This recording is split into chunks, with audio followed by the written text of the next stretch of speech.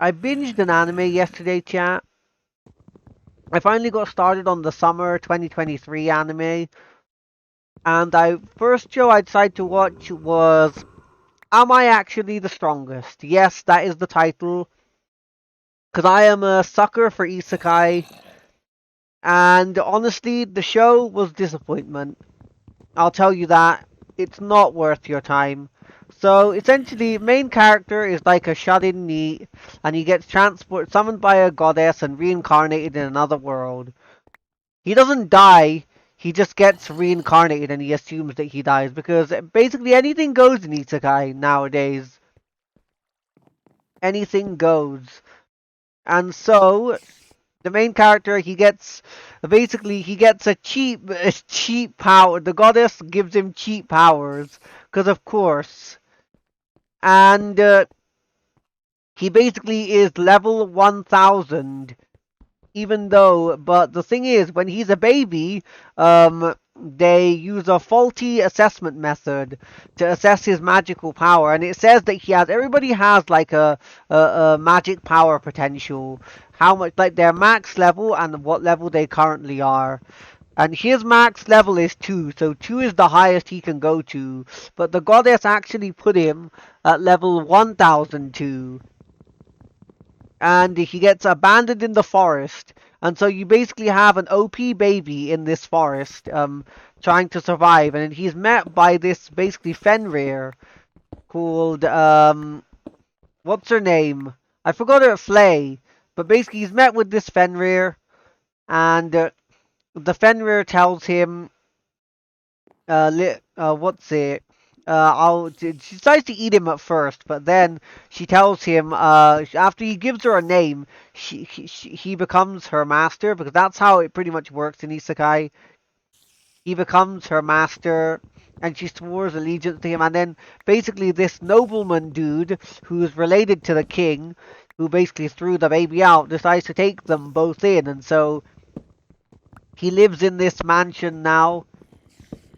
And honestly, the my main problem with the show is that the show was boring. Nothing exciting happens at all. There are some unique parts, like the main character. His power is basically to create barriers. He has barrier magic, and of course, in Isekai, you can do all sorts of BS. Like he can use his barrier magic to heal people, and he even makes the internet.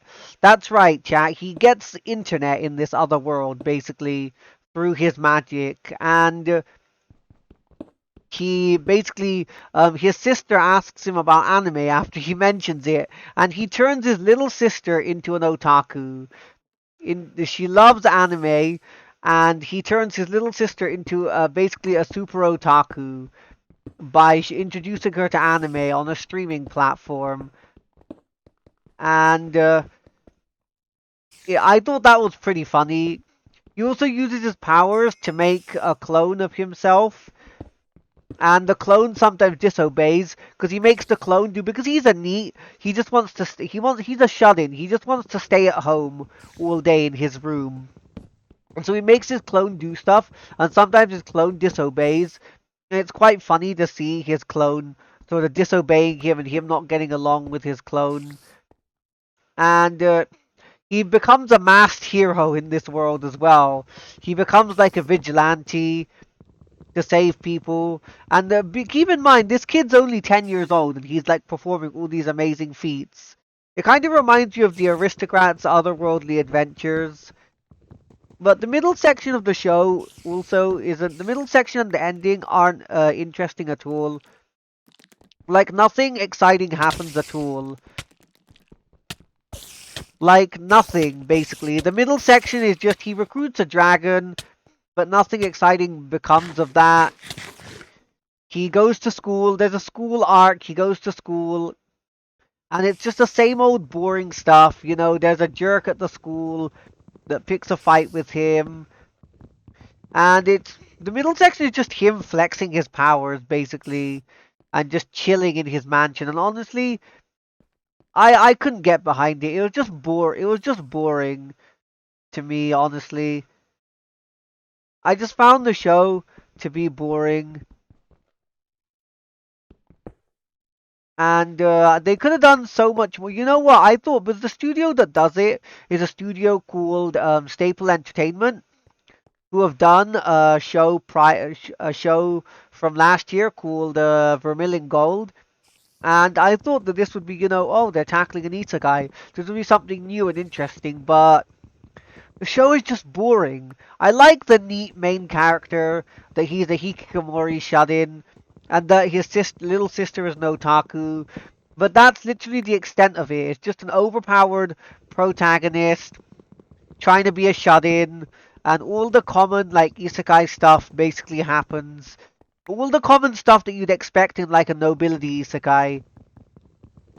And so I don't recommend the show. The ending was very unsatisfying. Just all of a sudden, they just pull out some BS for the ending. And yeah, do not check out Am I Actually the Strongest? You'll be very disappointed by the show.